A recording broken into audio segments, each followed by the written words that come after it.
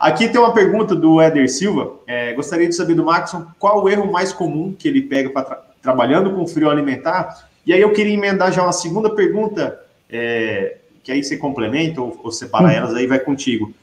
A gente sabe que o frio alimentar, e você já falou, o principal ramo que você trabalha é sorvete, é o açaí.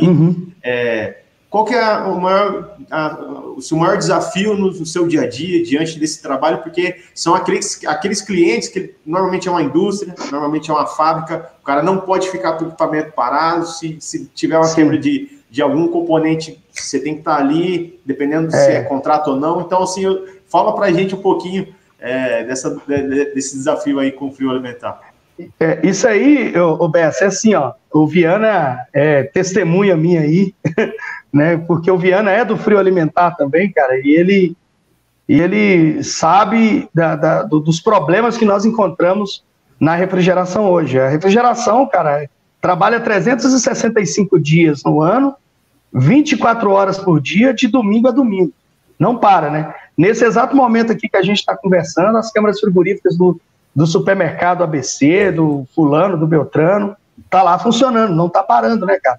Quando para por temperatura, se for de temperatura ou por degelo, e que é uma parada muito relativamente, se comparada a grosso modo, relativamente curta, né? E é interessante essa pergunta do Éder Silva, porque ela é o seguinte, eu acho que assim como no ar-condicionado, na refrigeração a mesma coisa, o ofício de mecânico de refrigeração, apesar dele existir, ele deveria ser mudado para eletricista de refrigeração ou eletromecânico de refrigeração. Porque hoje, cerca de 80% dos problemas que nós encontramos em sistema de refrigeração são de origem elétrica, eletroeletrônica.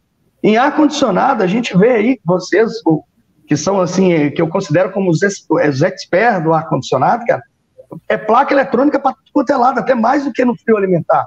É placa PCB, é placa de comando de não sei o quê. E hoje, o que tem de mecânica é basicamente ali uma abrasagem ou o processo da carga de fluido. O resto é defeitos elétricos. Então, quando o Éder pergunta quais os maiores problemas, na refrigeração, os maiores problemas são de origem elétrica, como surto elétrico na rede de fornecimento, falta de fase, inversão de fases, né? E proveniente desses surtos, a gente acaba tendo problemas sérios de contactores que queimam, né? Algum outro componente de segurança, como qualquer outro tipo de proteção, disjuntor motor que para de atuar, né? Os demais componentes de segurança. Então, na refrigeração, os problemas que mais nós pegamos são, sim, de origens elétricas. Os problemas mecânicos, eu costumo dizer que muitas vezes eles estão relacionados às alterações climáticas da natureza mesmo, ou alteração humana. Por exemplo, o compressor da minha unidade condensadora da minha câmara frigorífica, Max, acabou de queimar, tem 2 meses que trocou. Aí o cara vai lá ver, tinha lá uma sacola plástica atrás do condensador, dificultando a condensação, né? Ou o cara construiu uma parede lá atrás do meu condensador, né? Assim, os defeitos mecânicos, eu costumo dizer que eles são provocados pela natureza, né? Pela uma ordem natural, assim. Agora, os elétricos não, cara, eles são submetidos ali a qualquer situação de origem elétrica, um surto, você já ter um problema ali que vai parar o seu equipamento ali, a sua câmara frigorífica, ou o seu rack, ou o que seja. Essa é atacada. Vou fazer um complemento aí, olha. Tem 3 meses que eu não uso os meus equipamentos de refrigeração em câmara fria, para fazer reparo. Tem 3 meses que os últimos defeitos, e nesses últimos 3 meses, só relacionado à parte elétrica. É claro que eu usei manifold, porque a gente precisa utilizar termômetros, tudo, para verificar a parte mecânica também em conjunto, mas os defeitos, nos últimos 3 meses, ainda não fiz nenhum da parte mecânico. Então, tudo elétrico.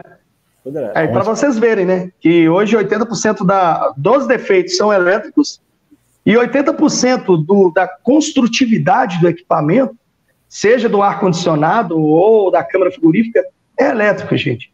E isso é uma coisa, Bessa, que é muito interessante, se caso tiver alguém dos CREAs do Brasil assistindo a nossa live, né, que é os Conselhos Regionais de Engenharia, dá a atribuição para os engenheiros eletricistas a assinarem projetos de refrigeração, né, porque a refrigeração, ela é uma cadeira, né, a refrigeração e a climatização é uma cadeira que pertence à engenharia mecânica. Não vamos tirar o mérito, não estou aqui para falar, para tirar mérito do engenheiro mecânico não, viu, gente? Longe de mim isso, viu?